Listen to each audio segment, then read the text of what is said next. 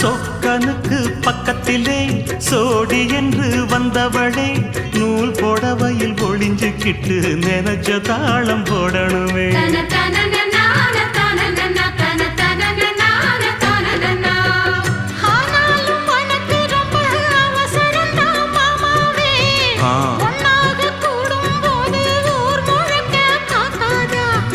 பார்த்தாலும் தவறு இல்ல பனியுறங்கும் ரோசாவே உன்னால சொத்த வச்ச மூக்குலதான் வைக்காத